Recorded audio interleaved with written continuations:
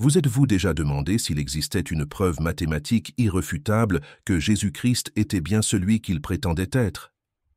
Pas seulement des arguments philosophiques ou des discussions théologiques, mais une preuve mathématique irréfutable capable de faire taire tout sceptique et de prouver sans l'ombre d'un doute que la Bible est divinement inspirée. Et si je vous disais que, cachée dans les anciennes écritures hébraïques, se trouve une formule mathématique si précise, si incroyablement exacte, qu'elle prédit le jour exact où Jésus entrerait à Jérusalem et serait acclamé comme Messie, non pas à 1 an ou même 1 mois près, mais au jour même? Et si cette même équation prophétique révélait que nous vivons le compte à rebours final des 7 années les plus catastrophiques de l'histoire humaine, une période où toutes les crises précédentes passeront pour une douce tempête plutôt que pour un ouragan dévastateur? Vous ne regardez pas cette vidéo par hasard aujourd'hui. Vous êtes sur le point de découvrir une chronologie prophétique qui se déroule depuis plus de 2500 ans. Une horloge divine qui a commencé à tourner dans l'ancienne Babylone et qui ne s'arrêtera que lorsque tous les genoux fléchiront devant Jésus-Christ, roi des rois et seigneur des seigneurs. L'histoire commence avec un prophète au cœur brisé nommé Daniel, vivant en exil à Babylone, loin de sa Jérusalem bien-aimée. C'était la première année du règne de Darius le Mède, vers 538 avec JC, et Daniel étudiait les prophéties de Jérémie, essayant de comprendre combien de temps son peuple resterait en captivité. Jérémie avait écrit que la désolation de Jérusalem durerait 70 ans, et en calculant le temps écoulé, Daniel réalisa que cette période était presque terminée. Mais au lieu d'être optimiste, Daniel fut submergé par le chagrin en contemplant l'état spirituel de son peuple et les ruines de la ville sainte de Dieu. La suite révèle le cœur de la véritable intercession et le genre de prière qui touche au ciel lui-même. Daniel tourna son visage vers le Seigneur Dieu pour lui adresser ses prières et ses supplications, en jeûnant, en revêtant le sac et en se couvrant de cendres. Il ne s'agissait pas d'une prière anodine ni d'une brève demande de bénédiction. Il s'agissait d'un homme se présentant devant le trône de Dieu avec désespoir, humiliation et une dépendance absolue à la miséricorde divine. Daniel comprenait que la restauration d'Israël ne se résumait pas à l'attente d'un calendrier prophétique. Elle exigeait une repentance sincère et une préparation spirituelle. Alors que Daniel épanchait son cœur devant Dieu, confessant non seulement ses propres péchés, mais ceux de toute sa nation, un événement extraordinaire commença à se produire dans le monde spirituel. Sa prière fut entendue au plus haut niveau du ciel, déclenchant une série d'événements qui allaient finalement déterminer le sort de chaque être humain qui vivrait un jour sur cette planète. Daniel pria avec une telle intensité qu'elle attira l'attention de l'ange Gabriel, l'un des êtres les plus puissants de l'armée céleste de Dieu, qui fut immédiatement envoyé avec un message qui allait tout changer. Le moment de l'arrivée de Gabriel est crucial à comprendre. L'ange apparut à Daniel alors qu'il priait encore, avant même qu'il ait terminé sa requête. Gabriel expliqua qu'aussitôt que Daniel commença à prier, la parole de Dieu sortit et qu'il était venu lui donner compétence et intelligence. Cela révèle quelque chose de profond sur la nature de la révélation prophétique. Elle répond souvent à l'intercession de désespéré et brisé du peuple de Dieu, accablé par ses desseins sur la terre. Mais Gabriel ne vint pas seulement réconforter Daniel ou l'encourager sur l'avenir d'Israël. Il apporta des informations mathématiques précises qui fourniraient une chronologie précise des événements les plus importants de l'histoire humaine. L'ange demanda à Daniel de réfléchir à la question et de comprendre la vision. Puis il lui transmit ce que de nombreux érudits considèrent comme la prophétie la plus remarquable de toute l'Écriture, la prophétie des 70 semaines. Gabriel révéla que 70 semaines étaient prévues pour le peuple de Daniel et pour la ville sainte afin de mettre fin aux transgressions, de mettre fin aux péchés, de réconcilier les iniquités, d'instaurer la justice éternelle, de sceller la vision et la prophétie et d'oindre le Saint des Saints. Ces 70 semaines n'étaient pas des périodes littérales de 7 jours, mais plutôt 70 semaines d'années, totalisant 480 ans durant lesquels Dieu accomplirait ses desseins ultimes pour Israël et toute l'humanité. La prophétie était divisée en 3 périodes distinctes, 7 semaines, 62 semaines et une dernière semaine. Entre la proclamation de l'ordre de restaurer et de reconstruire Jérusalem et le Messie, le Prince, il y aurait exactement 69 semaines, soit 483 ans. Après ces 69 semaines, le Messie serait retranché, mais pas pour lui-même. Il mourrait non pas pour ses propres péchés, mais pour ceux des autres. Ensuite, le peuple du prince à venir détruirait la ville et le sanctuaire, faisant référence à la destruction romaine de Jérusalem en 70 après JJC. La précision mathématique de cette prophétie est absolument stupéfiante lorsqu'on sait la calculer correctement. L'ordre de restaurer et de reconstruire Jérusalem fut donné par le roi Artaxerxès de Perse le premier jour de Nisan de la 20e année de son règne, soit le 14 mars 445 avant, jour après Jésus-Christ, selon notre calendrier moderne. Entre cette date précise et la révélation du Messie, il s'écoulait exactement 69 semaines d'années. Mais c'est ici que le calcul devient incroyablement précis. Dans la prophétie biblique, une année compte 360 jours, au lieu de 365 jours selon notre calendrier moderne. Ce calcul est basé sur le calendrier lunaire original, utilisé dans tout le Moyen-Orient antique, et est confirmé par de multiples références dans les Écritures, notamment le récit du déluge dans la Genèse et les périodes mentionnées dans l'Apocalypse. En multipliant 69 semaines par 7 ans par semaine, on obtient 483 ans. En multipliant 483 ans par 360 jours par an, on obtient exactement 173 880 jours. C'est là que cela devient absolument époustouflant. Si l'on compte exactement 173 880 jours à partir du 14 mars 445 avant Jésus-Christ, jour après jour, on arrive au 6 avril 32 après Jésus-Christ. JC, qui était le 10e jour de Nisan dans le calendrier juif. C'est le jour même où Jésus entra à Jérusalem sur un âne, accomplissant la prophétie de Zacharie 9:9 et se pressentant publiquement comme le Messie d'Israël pour la première et unique fois de son ministère terrestre. La foule criait « Hosanna au fils de David ! Béni soit celui qui vient au nom du Seigneur !» C'est le jour où le Messie fut révélé à Israël. Exactement 173 880 jours après l'ordre de reconstruire Jérusalem. Mais la prophétie ne s'arrête pas là. Gabriel annonça à Daniel qu'après les 69 semaines, le Messie serait retranché. 4 jours seulement après son entrée triomphale, Jésus fut crucifié au calvaire, retranché de la terre des vivants, non pas à cause de ses propres transgressions, mais à cause des péchés du monde entier. La prophétie prédisait non seulement le moment de sa présentation comme Messie, mais aussi sa mort ultérieure. Permettez-moi de m'arrêter ici et de m'adresser directement à votre cœur, car ce que je partage avec vous n'est pas seulement de l'histoire ancienne ou des mathématiques intéressantes. C'est Dieu qui vous prouve personnellement qu'il existe, qu'il connaît la fin dès le commencement et que chacune de ses promesses concernant votre vie et votre avenir est absolument certaine de s'accomplir. Peut-être avez-vous des doutes quant à savoir si Dieu se soucie réellement des détails de votre vie, s'il est réellement impliqué dans l'histoire humaine ou si ses promesses dans les Écritures sont fiables dans des situations concrètes et réelles. La précision mathématique de cette prophétie devrait dissiper ces doutes à jamais.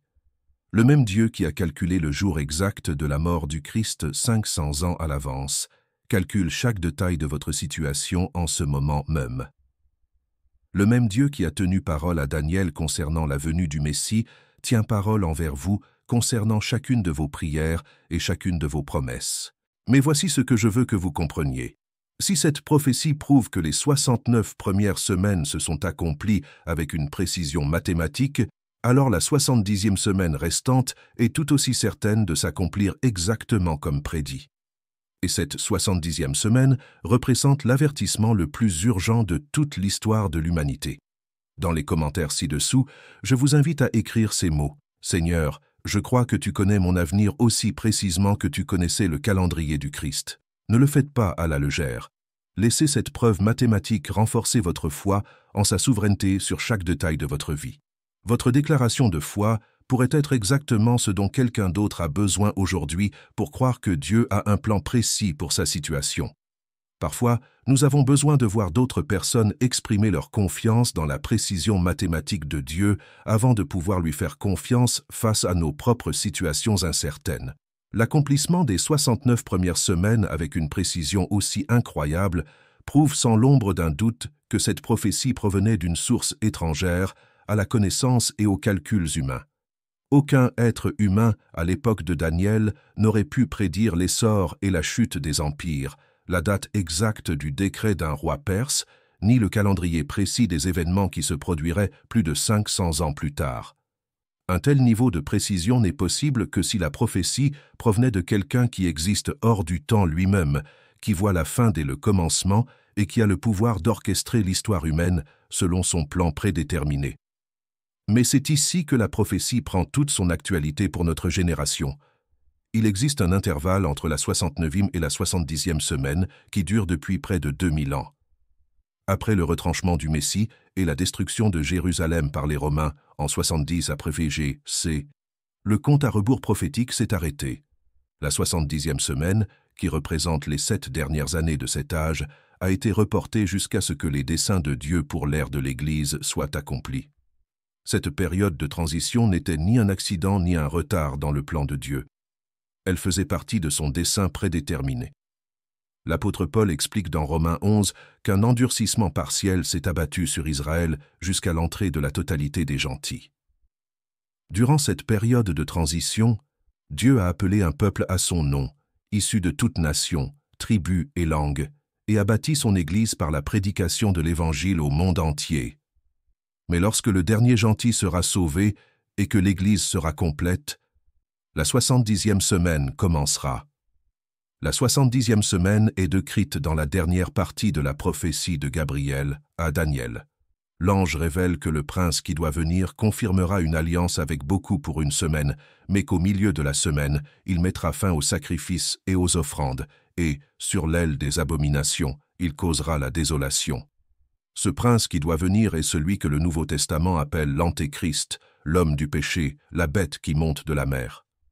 La 70e semaine débutera lorsque ce futur dirigeant mondial confirmera ou renforcera une alliance avec Israël pour 7 ans.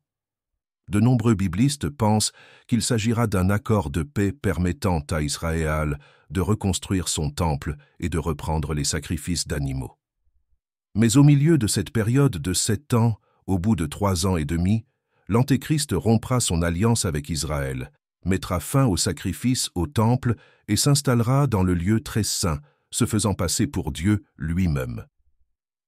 Cet événement, connu sous le nom d'abomination de la désolation, déclenchera la seconde moitié de la 70e semaine, que Jésus a appelée la Grande Tribulation, une période de trouble telle que le monde n'en a jamais connue. Cette période de 3 ans et demi sera caractérisée par des jugements surnaturels sans précédent, la persécution des croyants juifs et non-juifs, et la rébellion finale de l'humanité contre l'autorité de Dieu. Elle culminera avec la bataille d'Armagédon et la seconde venue de Jésus-Christ pour établir son royaume millénaire sur terre. Le fait que nous vivions entre la 69e et la 70e semaine ne nous autorise pas à nous reposer sur nos lauriers quant à la chronologie de ces événements. Bien que nous ignorions le jour et l'heure exacte du début de la 70e semaine, nous pouvons observer des signes indiquant que nous approchons de la fin de cette période. Israël devait être restauré en tant que nation avant le début de la 70e semaine, ce qui s'est produit en 1948. Jérusalem devait être à nouveau sous contrôle juif, ce qui s'est produit en 1967. Le décor devait être planté pour la reconstruction du temple, et nous en assistons aujourd'hui aux préparatifs. Nous assistons également au développement de l'infrastructure politique et technologique nécessaire au gouvernement mondial de l'Antéchrist au cours de la 70e semaine. L'essor des monnaies numériques, des systèmes d'identification biométrique, des réseaux de communication mondiaux et des organisations gouvernementales internationales créent le cadre qui permettra à un seul homme de contrôler les systèmes économiques et politiques du monde entier. Mais le plus important est peut-être que nous observons les conditions exactes que la Bible avait prédites juste avant le début de la 70e semaine. Jésus a dit que la génération qui verra Israël restauré en tant que nation ne passerait pas avant que toutes ces choses ne soient accomplies. Cette génération a maintenant entre 70 et 80 ans, ce qui suggère que la fenêtre pour le début de la 70e semaine se referme rapidement. La prophétie des 70 semaines révèle également le calendrier précis de Dieu pour les différentes phases de son plan rédempteur. Les 69 premières semaines couvrent la période allant de la reconstruction de Jérusalem à la première venue du Messie. La période intermédiaire couvre l'ère de l'Église, durant laquelle l'Évangile a été prêché à toutes les nations. La 70e semaine couvrira la préparation finale d'Israël pour la seconde venue du Messie et l'établissement de son royaume sur terre. Ce calendrier n'est ni arbitraire ni fortuit. Il reflète la sagesse parfaite de Dieu dans l'accomplissement de ses desseins pour Israël et les nations. La précision mathématique des 69 semaines prouve que Dieu est capable d'accomplir ses promesses exactement comme il les prononce, aussi impossible qu'elles puissent paraître d'un point de vue humain. Cette période de transition témoigne de la patience et de la miséricorde de Dieu qui offre à chacun toutes les occasions possibles de répondre à l'Évangile avant le début du jugement dernier. La 70e semaine témoignera de la fidélité de Dieu à parachever chaque aspect de son alliance avec Israël et à établir son Fils comme roi sur toute la terre. Pour ceux d'entre nous qui vivent cette période de transition, la compréhension de ce calendrier prophétique devrait susciter un sentiment d'urgence quant à notre mission et à notre vocation. Nous ne sommes pas des individus aléatoires vivant à une époque aléatoire. Nous faisons partie d'une génération spécifique choisie pour participer à la phase finale du plan divin pour l'histoire humaine. La même précision qui a caractérisé les 69 premières semaines caractérisera la 70e semaine, ce qui signifie que tout se déroule selon le calendrier prédéterminé par Dieu. Cela devrait influencer notre perception des événements actuels au Moyen-Orient, en particulier tout ce qui concerne Israël, Jérusalem et la possibilité d'accords de paix ou de reconstruction du Temple. Tout reportage sur la politique israélienne, les négociations palestiniennes, les menaces iraniennes ou les tensions religieuses sur le mont du Temple doit être analysé à la lumière de cette chronologie prophétique. Nous ne sommes pas seulement témoins des développements politiques, nous assistons à la préparation de l'accomplissement de la 70e semaine. L'exactitude mathématique de la prophétie de Daniel devrait également renforcer notre confiance en toutes les autres promesses de Dieu dans sa parole. S'il a pu prédire le jour exact de la mort du Christ 500 ans à l'avance, nous pouvons lui faire confiance pour accomplir ses promesses concernant notre salut, notre sanctification, notre résurrection future et notre héritage éternel. S'il a tenu parole concernant la première venue du Messie, nous pouvons être absolument certains qu'il tiendra parole concernant la seconde venue du Messie. Mais cette prophétie contient aussi un avertissement qui donne à réfléchir à quiconque n'a pas encore répondu à l'Évangile. La période entre la 69e et la 70e semaine représente le jour de grâce, le temps de la patience et de la miséricorde de Dieu, où le salut est offert gratuitement à tous ceux qui croient. Mais lorsque la 70e semaine commencera, cette période de grâce prendra fin et les jugements définitifs commenceront.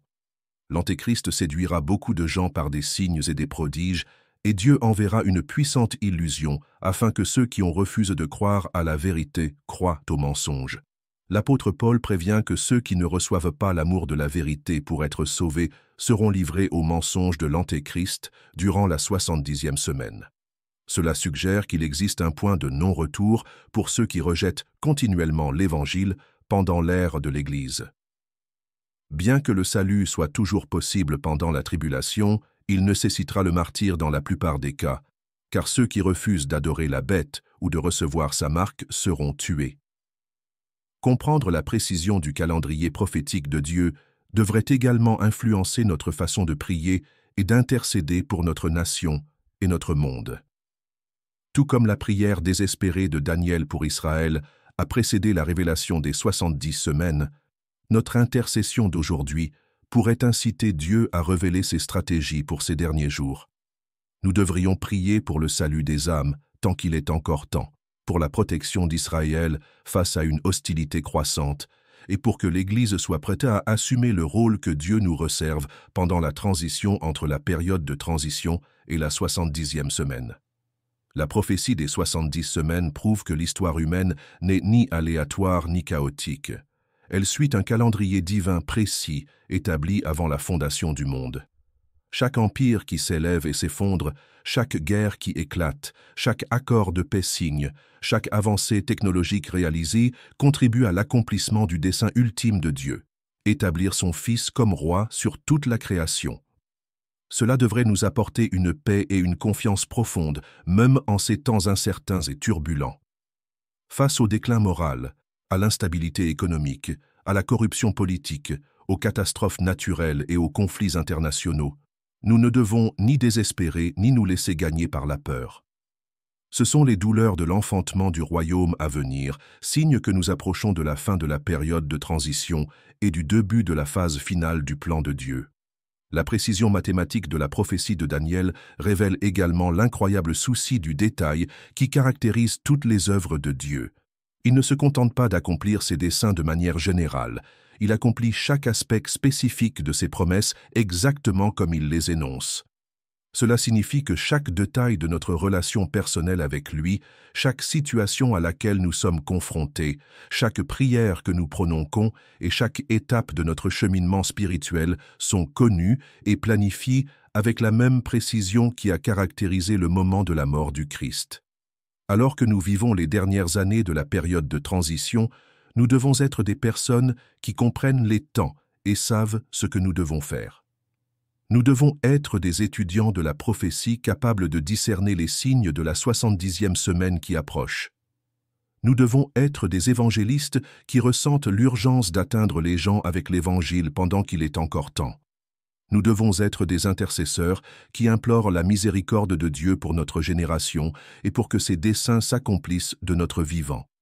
Plus important encore, nous devons vivre avec la conscience constante que cette époque touche rapidement à sa fin et que nous nous préparons à participer à l'ère à venir.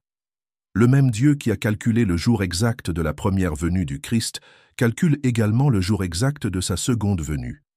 Le même Dieu qui a accompli les 69 premières semaines avec une précision mathématique accomplira la 70e semaine avec la même précision. La question n'est pas de savoir si ces événements se produiront, mais de savoir si nous serons prêts lorsqu'ils se produiront. Si cette révélation prophétique vous a ouvert les yeux sur la précision mathématique du plan de Dieu et sur l'urgence des temps que nous vivons, je vous invite à nous rejoindre dans ce voyage de compréhension prophétique et de préparation spirituelle. S'abonner à cette chaîne, c'est s'engager à observer l'actualité à travers le prisme des prophéties bibliques, à comprendre le calendrier divin pour les derniers jours et à se préparer spirituellement à la transition de l'ère de l'Église à celle du royaume. Nous ne proposons ni spéculation ni sensationnalisme. Nous proposons une étude approfondie des Écritures prophétiques qui révèlent précisément où nous en sommes dans le calendrier divin et ce à quoi nous pouvons nous attendre dans les jours à venir. Chaque semaine, nous explorons les prophéties bibliques qui s'accomplissent dans notre génération, vous aidant à développer le discernement et la maturité spirituelle dont vous aurez besoin à l'approche de la fin de la période de transition. La même précision mathématique qui a prouvé l'identité du Christ il y a 2000 ans compte à rebours jusqu'à son retour aujourd'hui. La 70e semaine approche et elle commencera exactement au moment prédéterminé par Dieu. La question n'est pas de savoir quand cela se produira, mais si vous serez prêtes à participer au dessein de Dieu lorsque cela se produira. Rejoignez-nous pour étudier les signes, comprendre les temps et préparer nos cœurs au plus grand accomplissement prophétique de l'histoire humaine.